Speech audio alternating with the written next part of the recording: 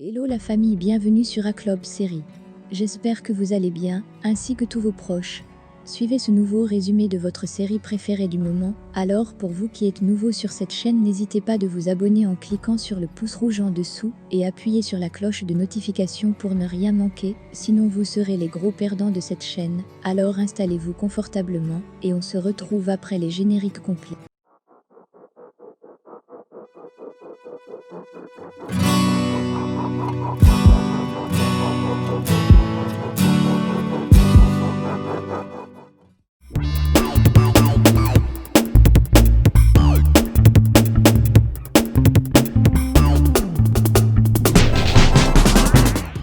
Hernandario est toujours à l'hôpital après l'explosion de sa maison de la bombe posée par Mariana. Il n'a aucun espoir de vie. Il dit à Catalina qu'il va mourir. Il ne peut pas survivre.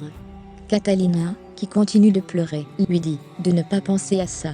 Elle ne veut pas le perdre. Il lui demande de se taire et de faire tout son possible pour être à ses côtés. Elle a toujours besoin de lui. Il lui dit qu'avant de partir, il aimerait qu'elle exerce sa dernière volonté. Catalina est au bureau de la DEA, elle obtient une promotion en tant que nouveau chef de la DEA en Colombie. Son patron, qui est également responsable à la DEA, adresse ses compliments, il loue ses efforts et son courage pour toute sa contribution positive au sein de l'organisation. Il y a 20 ans, elle a promis de remplir la mission qui lui a été confiée et ne pas décevoir ses supérieurs en nuisant à la vie des trafiquants de drogue en Colombie. Elle prête serment devant tout le monde et promet avec certitude de faire du bon travail. Diana est avec Villa. Elle demande de promettre de ne jamais la laisser. Villa a un appel qui semble apparemment très important. Il lui demande de partir. Villa veut répondre à son appel. C'est Raphaël qui pose la question de savoir pourquoi il a quitté le pays sans prévenir. Il lui dit qu'il ne travaille pas comme ça, mais qu'il doit lui rendre un grand service, qu'il veut blesser un procureur. Ils doivent aller essayer de la drogue à la maison, mais qu'elle veut le nuire politiquement. Catalina est toujours félicitée par ses collègues pour sa nomination.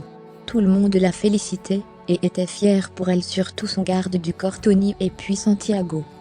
Catalina est très heureuse de son nouveau poste à la DEA. Cependant Catalina, la petite fille, est à l'hôpital avec les autres et leur dit que Hernandario est sur le point de mourir. Elle est vraiment très triste et commence à pleurer. Elle leur dit qu'il a un dernier souhait et qu'il aimerait réaliser plus tôt pour partir.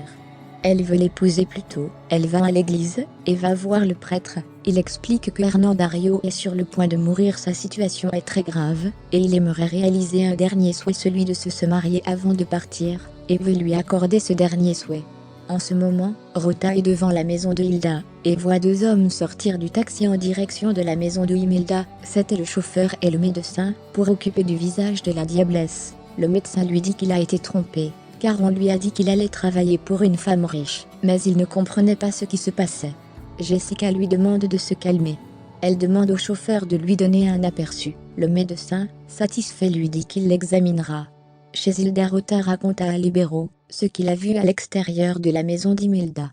Il lui dit qu'il a vu deux hommes sortir d'un taxi et qu'ils sont entrés chez Imelda. Rota dit qu'il a vu deux hommes qui sont entrés dans cette maison. Albero est très inquiet, par regarder par la fenêtre. Il regarde, mais il ne voit rien, et il demande ce qui ne va pas avec Hernandario. Il est très inquiet pour Catalina, elle semble vraiment souffrir, ce qui le blesse profondément, et dit qu'il aimerait être à la place de Hernandario, pour que sa fille arrête de pleurer. Pendant ce temps, dans la maison du prêtre avec Hilda, Catalina est très inquiète et impatiente de la réponse du prêtre. Il n'a pas encore donné une réponse positive à son mariage avec Hernandario.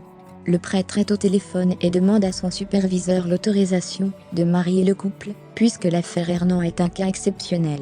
Il raccroche et dit oui. À la clinique, les médecins essaient de trouver une solution au cas de Paula. Les médecins trouvent vraiment son cas très étrange.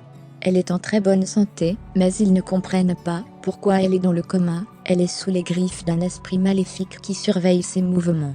Paula prend alors un couteau et poignarde l'infirmière, et amène ses vêtements. Jessica est censée aller dans une clinique, avec le médecin qui l'a examinée. Il lui dit demain, elle sera admise dans une clinique, pour commencer les soins.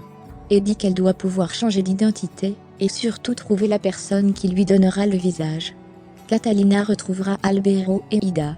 Elle annonce que le prêtre a finalement accepté de l'épouser à l'hôpital.